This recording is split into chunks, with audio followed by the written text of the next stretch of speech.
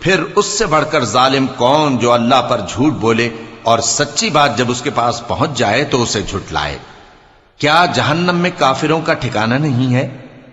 اور جو شخص سچی بات لے کر آیا اور جس نے اس کی تصدیق کی وہی لوگ متقی ہیں۔ وہ جو چاہیں گے ان کے لیے ان کے پروردگار کے پاس موجود ہے۔ نیکوکاروں کا یہی بدلہ ہے تاکہ اللہ ان سے برائیوں کو جو انہوں نے کی دور کر دے اور نیک کاموں کا جو وہ کرتے رہے ان کو بدلہ دے۔ کیا اللہ اپنے بندے کو کافی نہیں؟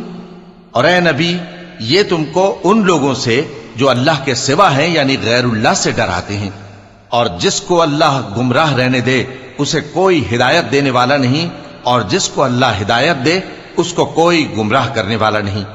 کیا اللہ عزت والا بدلہ لینے والا نہیں ہے؟ اور اگر تم ان سے پوچھو کہ آسمانوں اور زمین کو کس نے پیدا کیا تو کہہ دیں گے کہ اللہ نے۔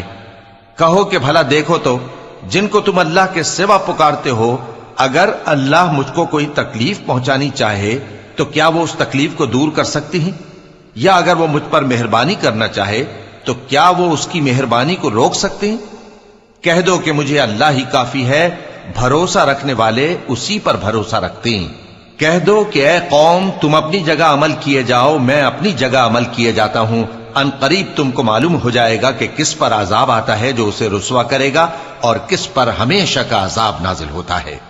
ہم نے تم پر یہ کتاب لوگوں کی ہدایت کے لیے سچائی کے ساتھ نازل کی ہے، تو جو شخص ہدایت پاتا ہے تو اپنے بھلے کے لیے، اور جو گمراہ ہوتا ہے تو گمراہی سے اپنا ہی نقصان کرتا ہے۔ اور اے پیغمبر تم ان کے ذمہ دار نہیں ہو۔